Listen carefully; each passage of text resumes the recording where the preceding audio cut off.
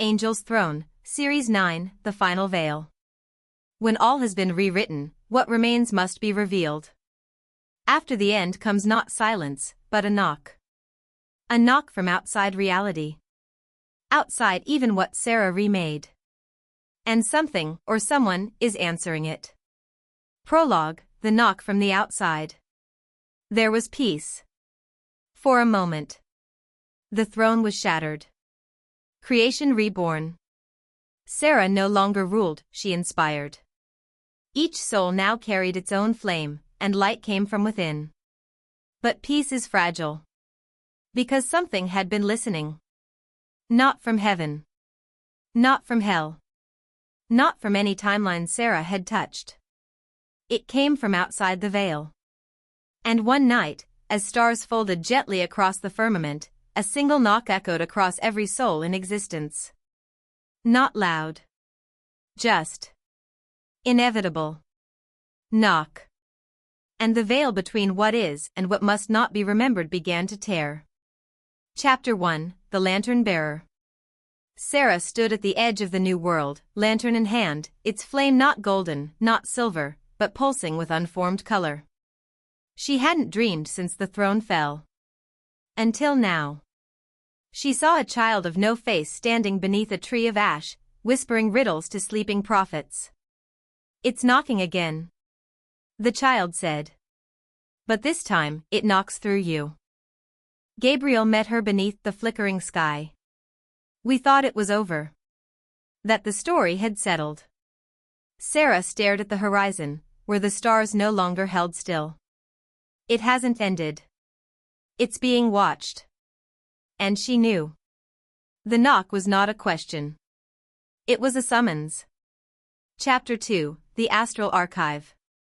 Lucifer Iaviel journeyed to the highest constellation gate, the Astral Archive, a place unreachable by flame or prayer. Inside, the records of unchosen possibilities were kept sealed by lightless flame, guarded by the Chronos Wardens, beings whose bodies were shaped by regret. But now the archive shook. Pages of time tore themselves free, weeping silver ink. In the center, a sphere pulsed, alive, unanchored, aware. It turned to Iaviel and said, "The Creator left a final veil. A place she did not let even the first thought enter. That veil is breaking." And then the sphere cracked, revealing a symbol older than any name. The Mark of Witness. Chapter 3, The Circle Without Time. Michael returned from his self-exile, summoned by the Watchers. These were not angels. They were the circle without time, the ones who had never entered the war, never taken sides, never sung the Song of Names. They watched the story unfold from the edge of now. And now, for the first time in all of existence, they had spoken. Sara must not cross the final veil. They warned. For what lies beyond was sealed not by mercy, but by fear. Michael disagreed. "We do not silence questions. Not anymore." The circle faded. And in their place appeared a symbol that chilled even him. A mirror with no reflection. Chapter 4, The Shattered Soul of Earth. On Earth, things changed. Birds forgot how to fly midair. The moon cracked. Children remembered lives they hadn't lived. Ilium, now mortal again, walked through a city made of memory and ash. He found words in the sky, phrases that bled from the veil itself. He never created us. He only watched. There is still another story buried beneath this one. Then, as Ilium knelt in the street, his shadow stood up. Not as him. As something waiting to be born. And it whispered. "Tell Sara. I am what she buried when she became fire." Chapter 5, The Vault of Mirrors. Guided by Iaviel, Sara entered the Vault of Mirrors, a realm outside heaven, beyond memory, inside intention. Each mirror showed a version of her. The child who never found the flame. The warrior who ruled as tyrant. The martyr. The destroyer. The observer. Only one mirror was cracked, and behind it was nothing. Not darkness. Not shadow. Nothing. And yet, from it came the knock. Knock. Sara touched the broken glass. And she vanished. Not into death, but into the space before the first story. Chapter 6, The Unauthored Realm. Sara opened her eyes to nothing. There was no sky. No time. No sound. Only ideas, shapes that had never been formed. Words never written. Souls that could have been. This was the unauthored realm, what the Creator withheld. A voice pulsed around her, not in sound but through her bones. This is what I did not choose. My absence. My restraint. My terror. You stepped through the final veil. And so now, you are me. Sara walked, no feet, no flame. Just consciousness. And the unauthored began to follow her. Not with praise. But with hunger. Chapter 7, The Return of the Unbegun. On the other side of the veil, Michael, Gabriel, and Iaviel felt it. The stars dimmed. The names unraveled. Heaven's core pulsed backward. The unauthored had noticed them. Fragments of possibilities began raining from above, dead versions of Earth, broken timelines, unborn angels. Gabriel caught a falling child made of parchment. It whispered, I was you if you had doubted once more. Michael unsheathed his blade. We must bring her back. Or this world will be undone by stories that never belonged. But Iaviel shook his head. We can't bring her back. Only she can choose whether we should exist. Chapter 8, The Archive Beneath the Flame. Sara reached the deepest point in the unauthored, a white silence so pure it burned. There she found it. The final page.